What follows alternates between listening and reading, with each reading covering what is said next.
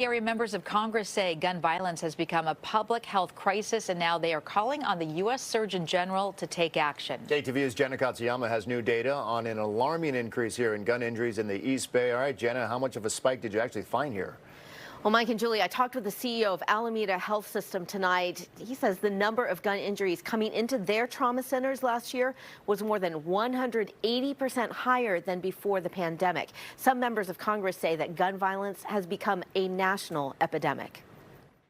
Gunfire has taken a toll nationwide over the past 4th of July holiday week, from mass shootings in Baltimore and Philadelphia to Hayward here in the Bay Area.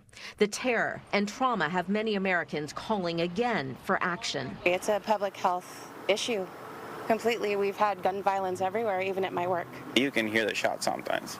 It has been like progressively going worse. In terms of violence, beeping, now the gunshot in here. We actually live in apartments where they happen. Now, a group of more than 50 Congress members are calling on the Department of Health and Human Services to issue a formal report on gun violence.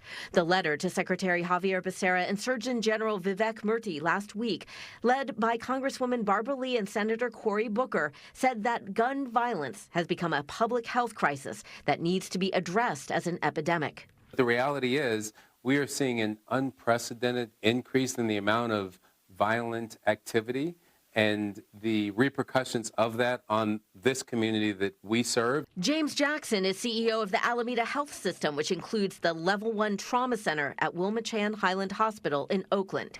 He says their trauma units have seen a huge spike in the number of gun injuries.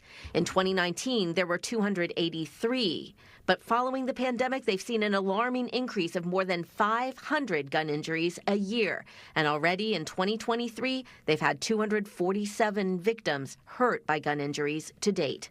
What we see is that not only is there the immediate violence to the individual, but there is the repercussions of the violence that impact our community, their sons, their daughters, their mothers, their fathers.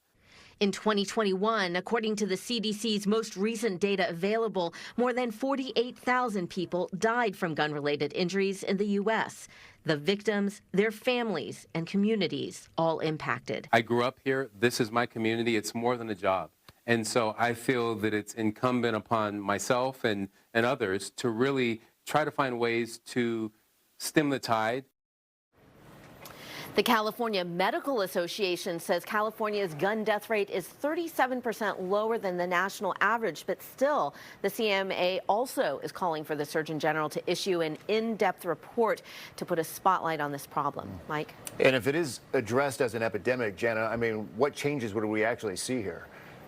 Well, what the CMA is saying is that it would put a much larger spotlight on the issue, as well as perhaps have the Surgeon General report, including some tactics, some solutions and guidance as to how different communities could go about solving the problem, and also perhaps provide more resources. All right, Jenna Katsuyama reporting live for us tonight. Jenna, thank you.